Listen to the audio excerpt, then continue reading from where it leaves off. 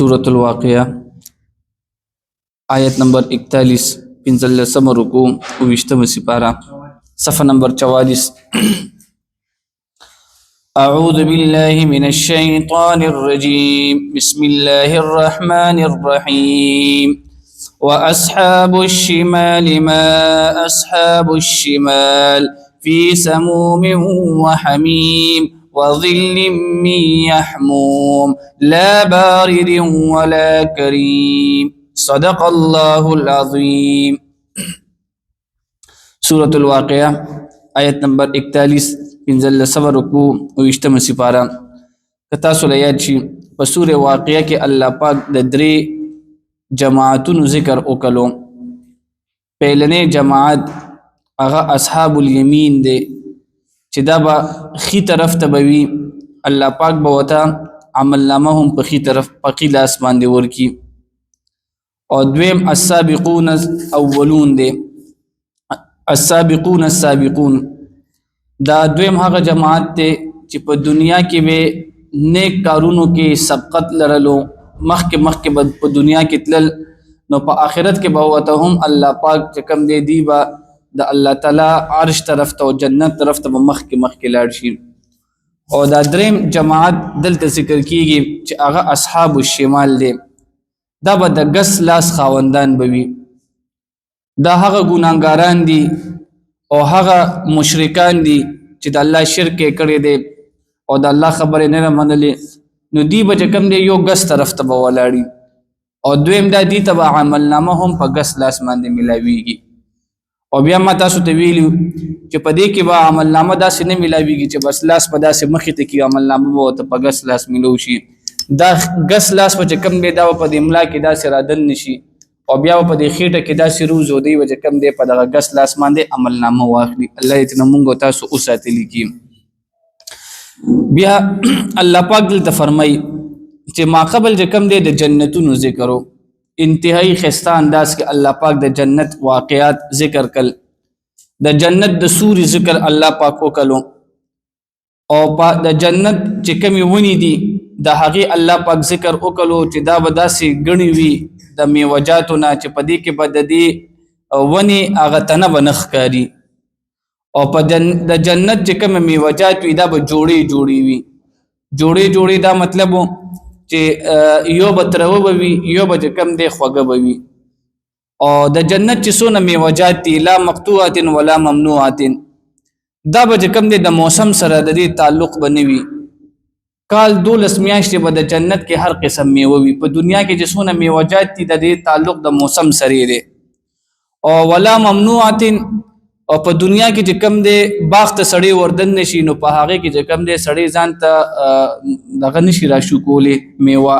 خو په جنت کې به د دې چې کم دی د دې کې بس ممنوعه به نه وي، منع به په دې کې نه وي، انسان به ځان ته اینی ټایم را کټکولی شي.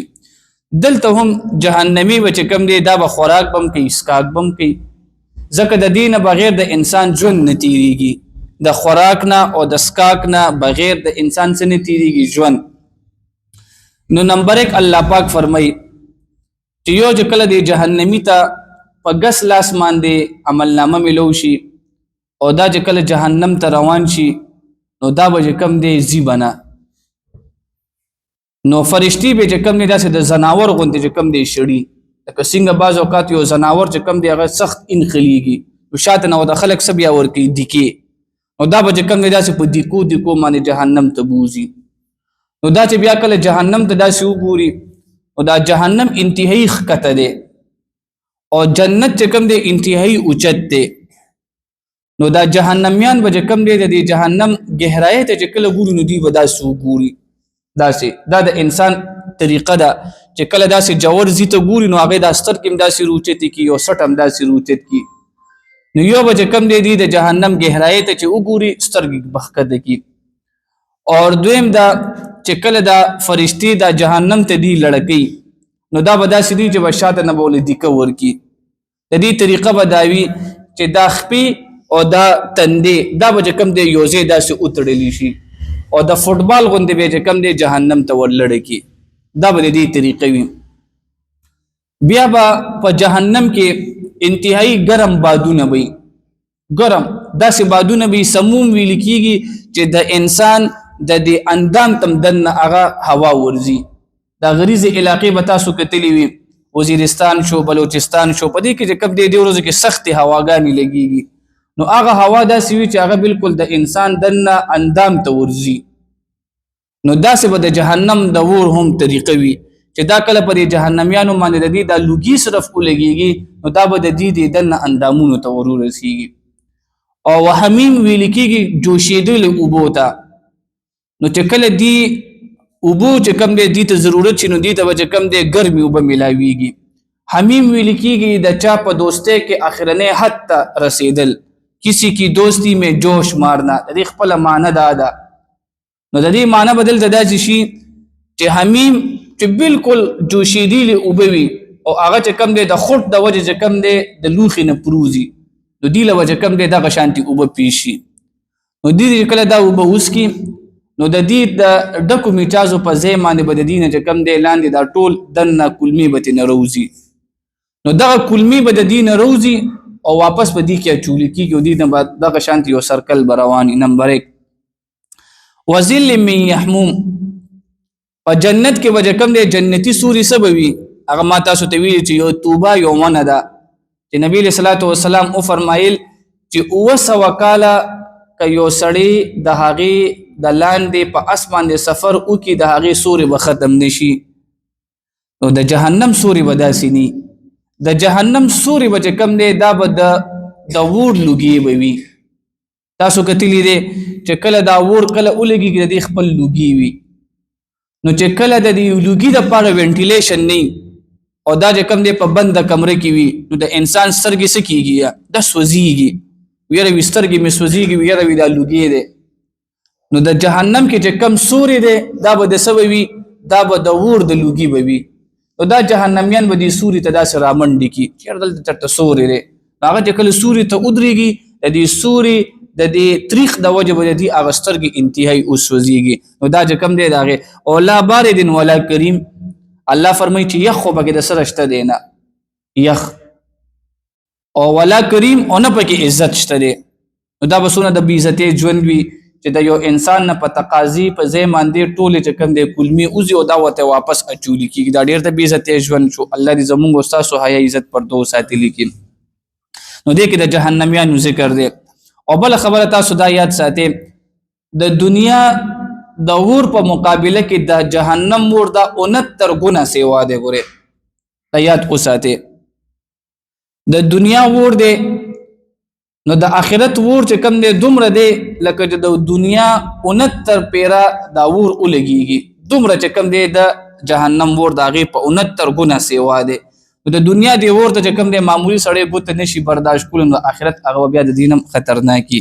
واصحاب الشمال، او د ګس لاس خاوندار، ما اصحاب الشمال څومره بد دي د ګس لاس خاوندار، فی سموم په ګرم بادونو، وحمیم او په ګرمو اوبو کې به وي، وظل او په سوري کې، من یحمون د تور لوګي، لا بارد نب یخوي، ولا کریم او نب عزت وي. انهم كانوا قبل ذلك مترفين، بشک ودي د دین روان دي په دنیا کې خوشاله، وكانوا يسرون او دوی بزت کولو، على الحنس العظيم په ګناه لوی باندې. وجه اخولا جهنميان جهنم ته ولې لاړل؟ نمبر 1 يسرون زديانو، بعض خلک یې کنه هغه پناه حق باندې ضد کوي، پناه حق باندې ضد کوي، حق به ولته بیانې او یره وی دا ټیک نه دی.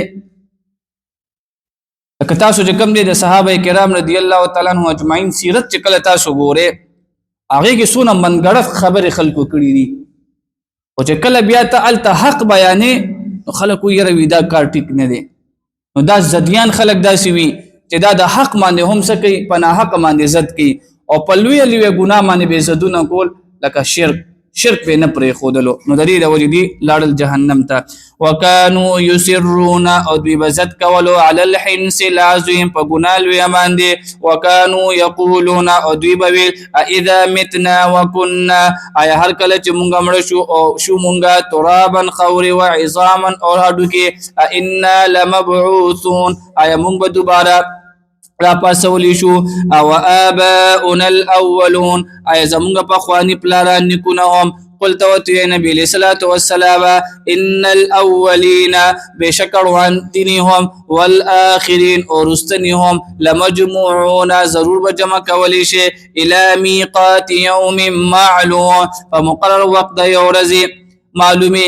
ثم انکم بیا بشک تاسو ایها الضالون المکذبون ای گمراهانو دروغ گنونکو. دلته ما قبل د جهنم د سکاک ذکر وشو. انسان په دنیا کې چې ژوند تیری درې شیزونه ډیر زیات اهم دي. یو د انسان چې کم دی چت کور او دویم د انسان د پاره خوراک او دریم د انسان د پاره سکاک.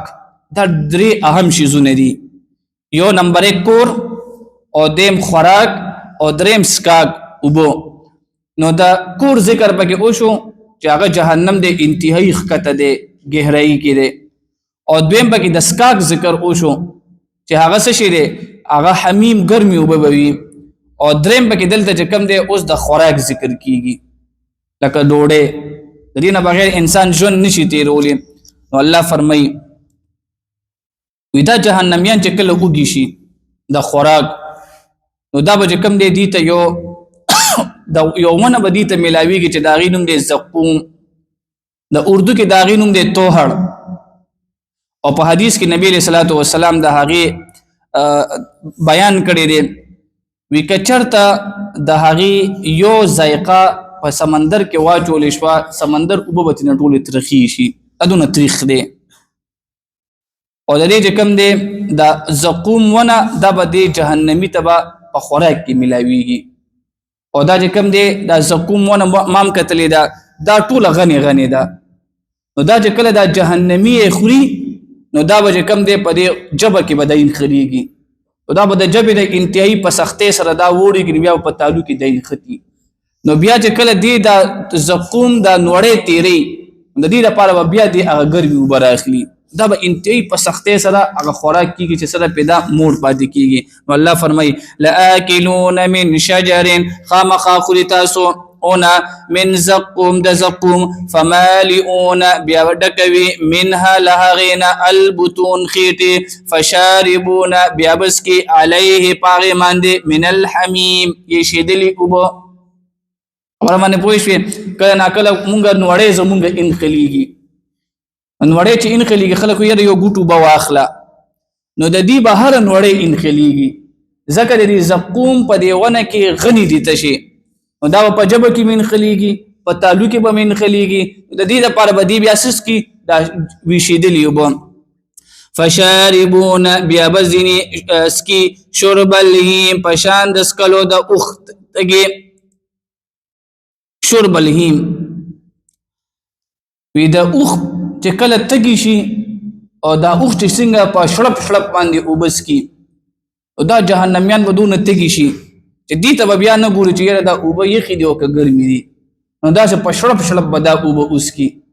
نو دلته کوم دی د اوخ مثال زکه ور کړی دی. الله فرمایي دا ولی هذا نزلهم دا بد دوی مل مستیابوي یوم الدین په ورځ د جزاء نحن خلقناکم همغه پیدا کړی تاسو فلولا تصدقون پس ولې تصدیق نه کوي تاسو. واخر الدعوانا الحمد لله رب العالمين.